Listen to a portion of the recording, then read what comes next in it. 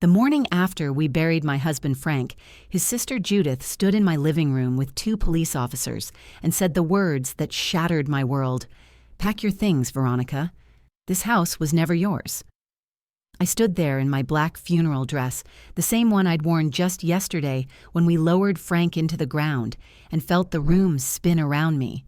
The officers flanked Judith like bodyguards, their hands resting on their duty belts, while she stood there in her designer suit looking at me like I was a squatter in my own home. "What are you talking about?" My voice came out as barely a whisper. 28 years of marriage, 28 years in this house, and she was standing here telling me it wasn't mine? Judith stepped forward, her heels clicking on the hardwood floors that Frank and I had refinished ourselves 10 years ago. "This house belongs to the Hartley Family Trust. Frank was merely a beneficiary with lifetime occupancy rights. Now that he's deceased, the property reverts to the blood relatives named in the trust. That would be myself and Dennis." Dennis, Frank's younger brother, stood behind her, unable to meet my eyes. He'd been at the funeral yesterday, hugging me, telling me how sorry he was, calling me his sister. Now he was here to throw me out of my home. "There must be some mistake," I said, gripping the back of the sofa where Frank used to sit every evening, reading his history journals while I worked on my flower arrangements. "Frank told me his parents left him this house when they died.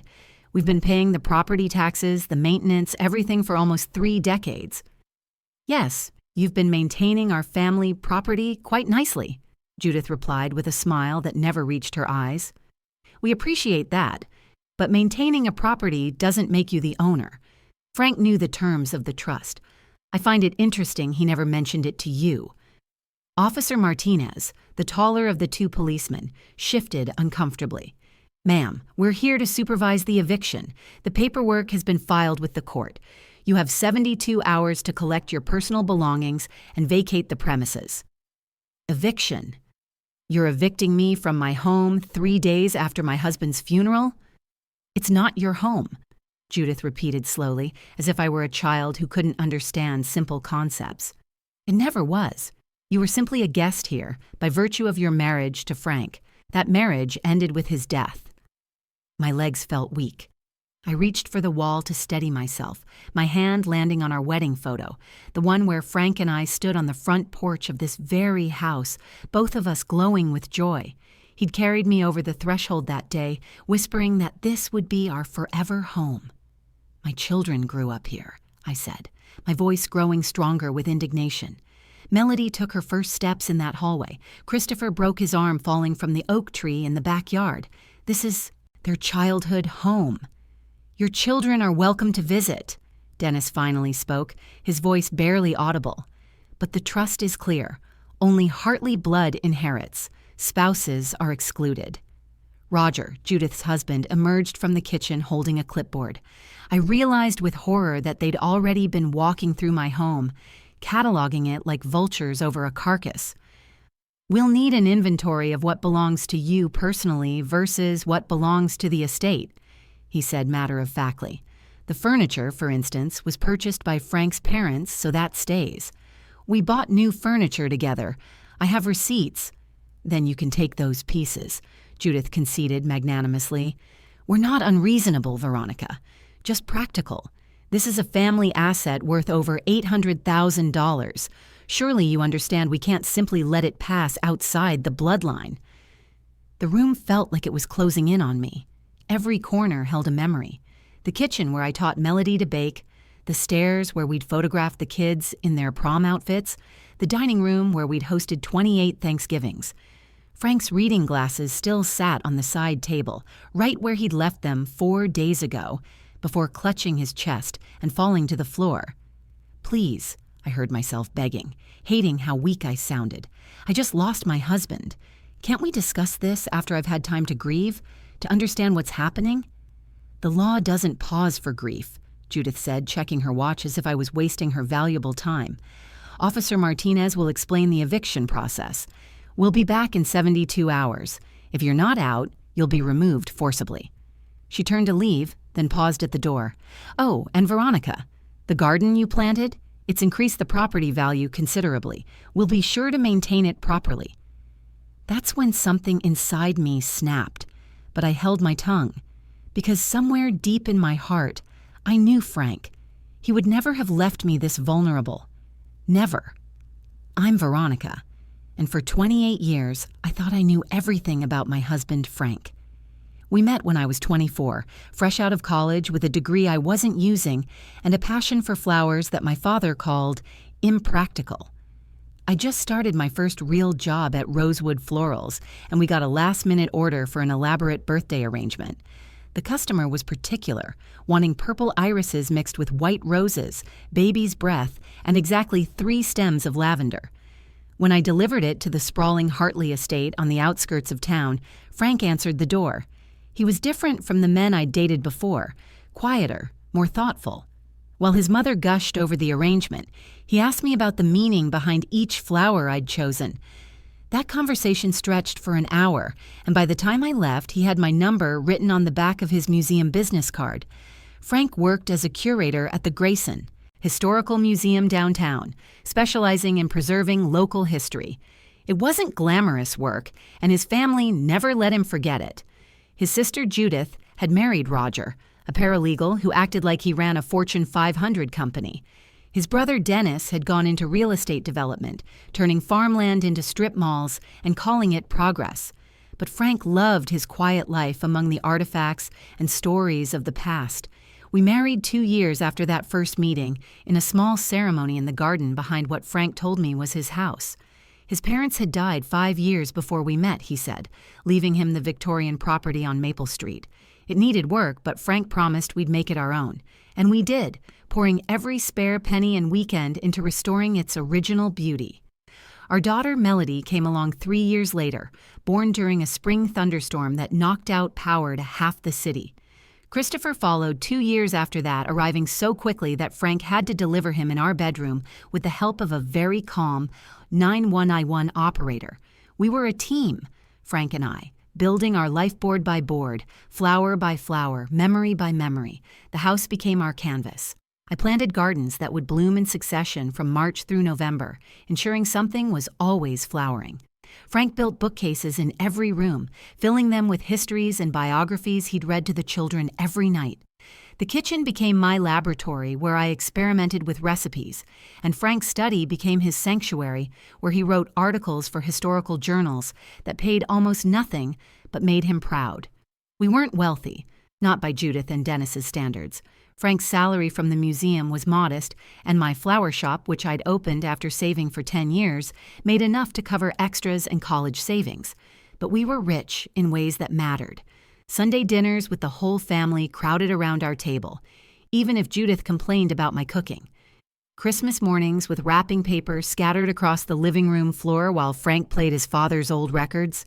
The garden parties where I taught neighborhood children how to plant seeds and watch them grow. Frank was diagnosed with high blood pressure 5 years ago, but he took his medication religiously and seemed fine. He'd started taking longer walks, eating better, even cut back on the coffee he loved. He talked about retirement, about traveling to see the historical sites he'd only read about. We were planning a trip to Greece for our 30th anniversary. Then 4 days ago, I was in the shop working on a wedding order when my assistant Teresa answered the phone.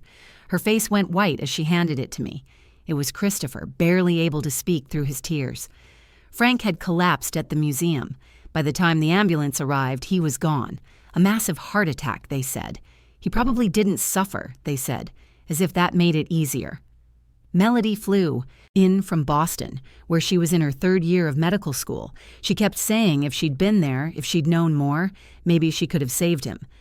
Christopher drove straight through from Colorado, arriving with red eyes and 3 days of stubble. They held me up during the funeral, one on each side, as we said goodbye to the man who had been our foundation.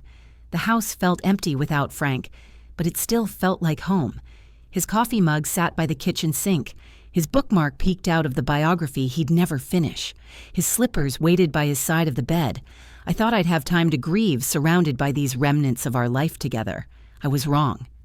3 days after we buried him, his siblings came to claim what they insisted was theirs, armed with documents and police officers, and a cruelty I never knew they possessed.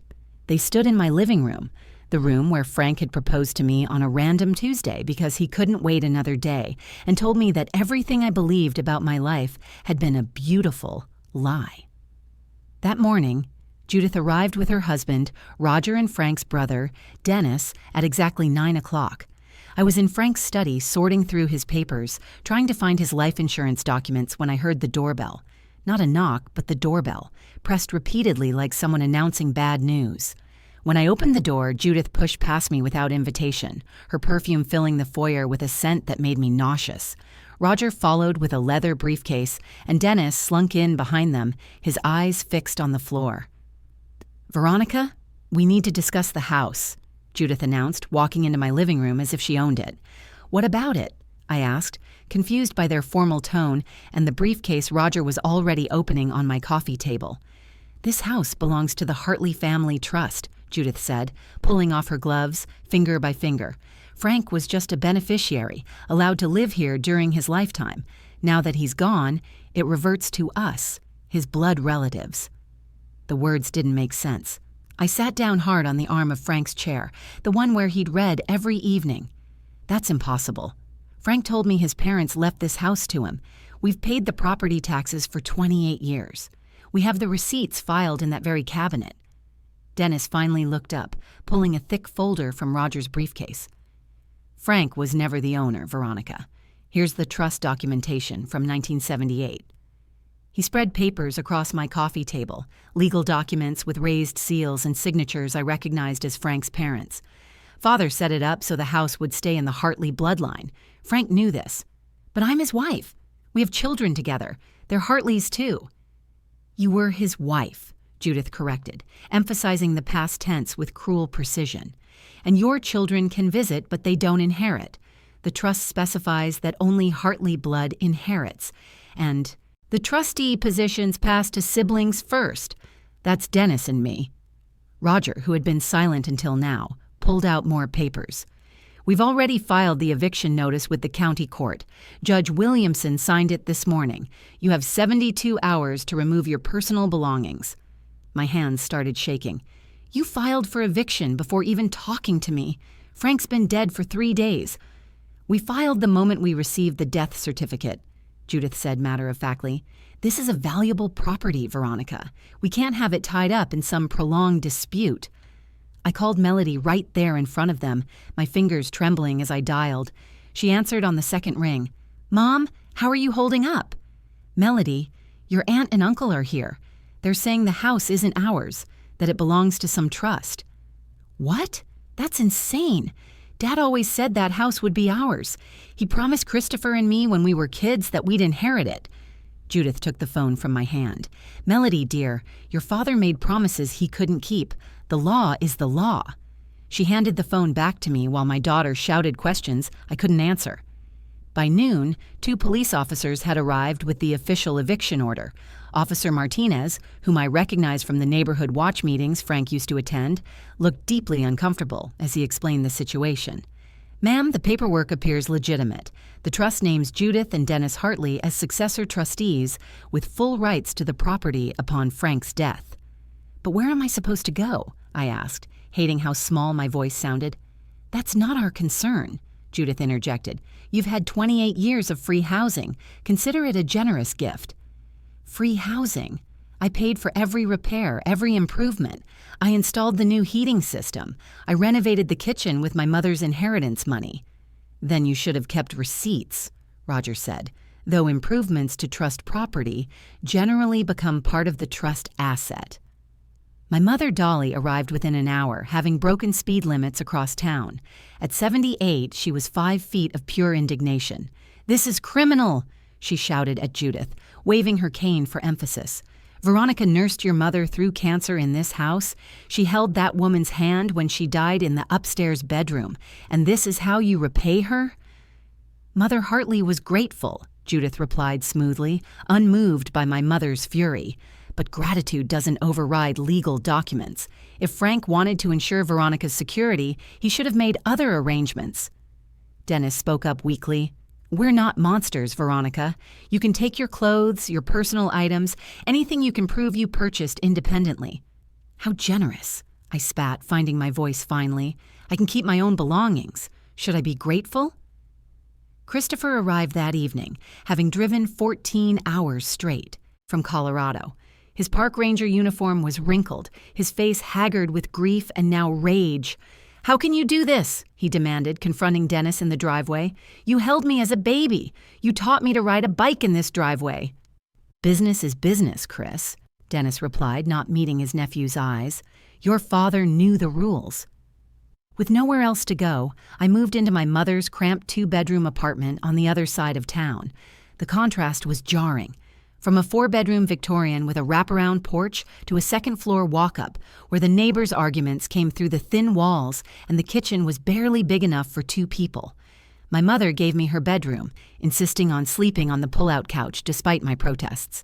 Melody wanted to drop out of medical school immediately. "I can get loans, Mom. I'll come home and help you fight this." But I refused to let Frank's death derail her dreams. He'd been so proud when she got into Boston University, telling everyone at the museum about his daughter, the future doctor. I wouldn't let Judith and Dennis take that too. Christopher flew back from Colorado 3 days later, having arranged emergency leave from the Park Service. He was furious in a way I'd never seen him, his usually gentle nature replaced by raw anger. He drove straight to Dennis's real estate office downtown and confronted him in front of his entire staff. "Uncle Dennis, how could you do this to Mom?" Christopher's voice carried through the glass windows. "Dad trusted you. He named you as my godfather." "Business is business, Chris. Your father knew the rules. He should have prepared better." "Prepared better? He died at 55. He thought he had time." But Dennis just shuffled papers on his desk and had security escort Christopher out. Something felt wrong about all of this, beyond just the cruelty of the timing. Frank was meticulous about everything. He kept detailed records of historical artifacts that were centuries old. He labeled everything in our house, had files for every major purchase, every document. How could he not tell me about something this important? How could he let me renovate the kitchen, plant the gardens, pour my inheritance into a house that wasn't even ours? I started going through the boxes I'd managed to pack, the few papers from Frank's study that I'd grabbed in my haste. Most of it was museum work, research notes, correspondence with other historians. But in a folder marked personal, I found something odd. 5 years' worth of correspondence with someone named Harrison Blackwood, Esquire, with an address in the next state. The letters were brief, mostly confirming appointments and referencing the matter we discussed. My mother was washing dishes when I showed her the letters. Why would Frank have a lawyer I didn't know about? She dried her hands slowly, thinking. Maybe he was planning something. Your husband wasn't a fool, Veronica. He knew what his family was capable of.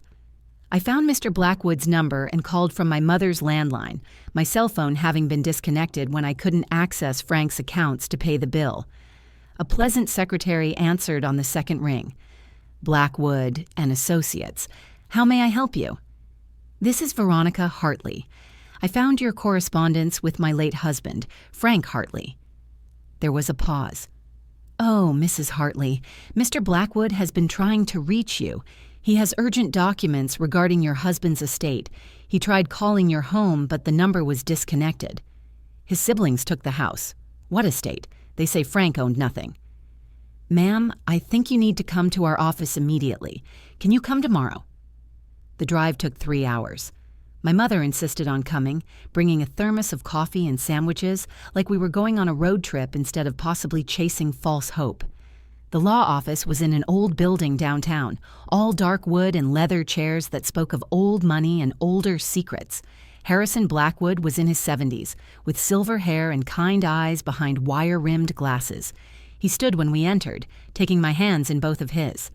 "Mrs. Hartley, I'm so sorry for your loss. Frank was a good man and a smart one. Please sit down. We have much to discuss." He poured us tea from a silver service, his movements deliberate and calm. "Your husband has been my client for 15 years. He came to me originally with concerns about his family trust and his siblings' behavior." 15 years? But that was before his parents died.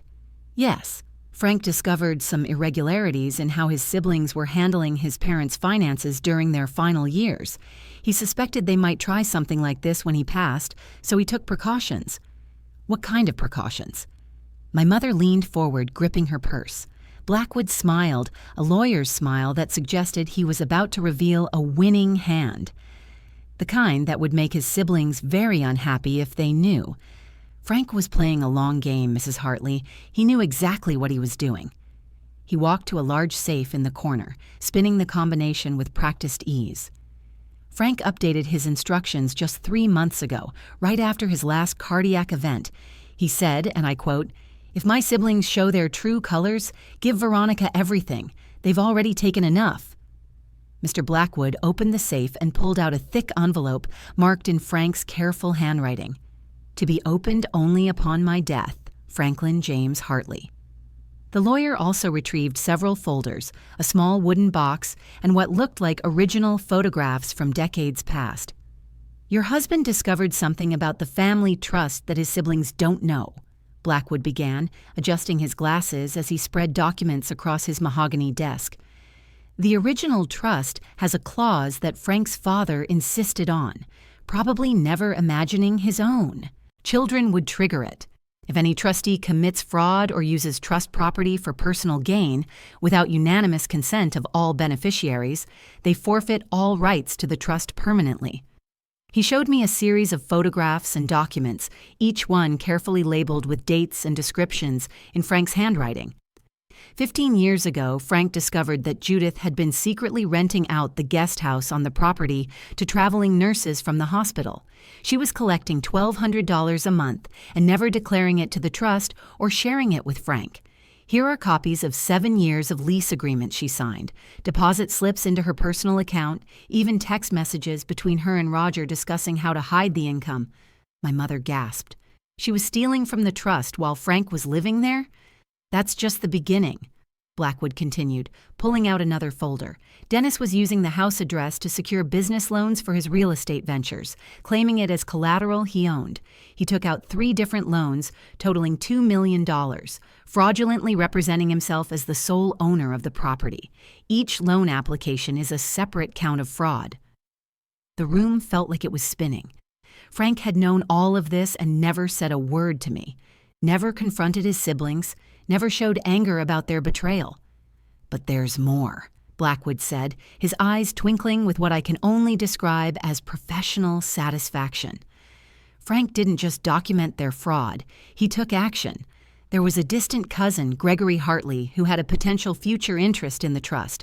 Essentially, if all primary beneficiaries were disqualified, Gregory's descendants could make a claim. Frank tracked Gregory down in Arizona and purchased his reverter claim for $50,000. Here's the signed and notarized transfer document." He placed a legal document in front of me, complete with official seals and witness signatures. With Judith and Dennis disqualified due to fraud, and Frank holding Gregory's reversionary interest, Frank became the sole eligible trustee. Unlike his siblings, who were merely beneficiaries, he had the legal authority to dissolve the trust entirely. "He could end the trust?" I asked, my voice barely a whisper. "He did end it." Blackwood smiled, pulling out the largest document. 3 months ago, when Frank learned his heart condition was worse than he'd let on, he executed this. He dissolved the Hartley family trust and transferred the house into an irrevocable living trust with you, Veronica Hartley, as the sole beneficiary. The documents were filed with the county recorder's office but not yet updated in the public database. Government bureaucracy at its finest, actually working in our favor for once. He handed me an official deed with a gold seal. My name was there in bold letters. Veronica Marie Hartley, trustee and sole beneficiary of the i.e. Franklin James Hartley Living Trust. "The house your in-laws kicked you out of?" Blackwood leaned back in his chair. "You've owned it outright for 3 months. They just didn't know it." "But why didn't Frank tell me?" I felt tears streaming down my face, a mix of relief and confusion and anger that he'd kept this secret. "He left this letter to explain," Blackwood said gently, handing me an envelope with my name written in Frank's familiar script. I opened it with shaking hands and read aloud, "My darling Veronica, if you're reading this, it means they've shown their true colors. I'm sorry for the deception, but I knew they'd contest everything if they knew while I was sick. They would have made my final months miserable with legal battles and family warfare. I wanted our last days together to be peaceful, filled with love, not lawyers. Let them think they've won first. Let them show the world who they really are. The law is on your side. Mr. Blackwood has everything you need. All my love, Frank. P.S. Check the garden shed. 3rd floorboard from the door. I left something for the kids. My mother stood up, her face flushed with triumph.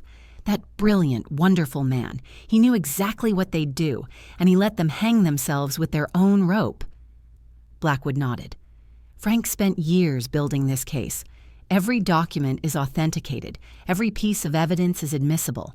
Your husband was thorough, Mrs. Hartley. He protected you in death in a way his siblings never expected. So the eviction notice they filed, I asked, hope rising in my chest. Completely invalid. They filed to evict you from your own property. In fact, they're the ones trespassing. They broke into your house, changed your locks, and have been living there illegally for the past week.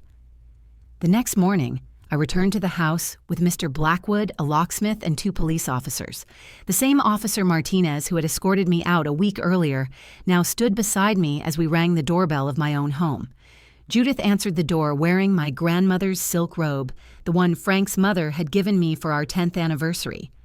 "What are you doing here?" she snarled, her face contorting with rage. Mr. Blackwood stepped forward and served her the papers with professional calm. "Mrs. Brennan, you're trespassing on Mrs. Hartley's property. You have 1 hour to vacate the premises or you'll be arrested." The look on her face was priceless. Her mouth opened and closed like a fish, gasping for air. "This is impossible. We own this house. The trust clearly states that blood relatives inherit." "The trust you're referring to was legally dissolved 3 months ago," Blackwood explained patiently. "Additionally, you and your brother Dennis have been disqualified as beneficiaries due to fraud. Here's the documentation of your illegal rental income from the guest house and your brother's fraudulent loan applications using this property as collateral." Dennis arrived within minutes, screeching his Mercedes to a halt in the driveway. He stormed up the porch steps, shouting about lawsuits and contested documents, but Blackwood had done everything perfectly. Their own greed and fraud had destroyed any claim they might have had. "How does it feel?" Judith hissed at me as Officer Martinez supervised her packing. "Happy now? You've torn this family apart." "I didn't tear anything," I replied calmly. "You did that yourself when you tried to steal from your brother's widow 3 days after his funeral. Frank knew exactly who you were. That's why he protected his real family from you." They left with only their clothes and personal items, the same restriction they'd placed on me. Roger tried to take some of the antique furniture, claiming it was Judith's inheritance, but I had receipts for everything Frank and I had purchased over the years. The furniture they thought belonged to Frank's parents? We'd bought it at estate sales, Frank carefully choosing pieces that matched the house's Victorian character. After they left, Christopher and Melody joined me in the garden. Together, we went to the shed and pried up the 3rd floorboard from the door. Underneath was a metal box containing $200,000 in bonds and a note in Frank's handwriting, "For Melody and Christopher's futures. Tell them their father loved them enough to fight the dragons, even from beyond. Use this for your dreams, not your sorrows." Melody broke down crying. "He knew he was sick, didn't he? Worse than he told us?" "He wanted to protect us," Christopher said, holding his sister, "just like he always did." 6 months later, I received one more surprise. Frank had been paying premiums on a life insurance policy I never knew existed, one that paid out double for sudden cardiac death. The beneficiary was an education trust for our children that Judith and Dennis could never touch. $500,000 to ensure Melody could finish medical school and Christopher could pursue his dream of becoming a wildlife conservationist.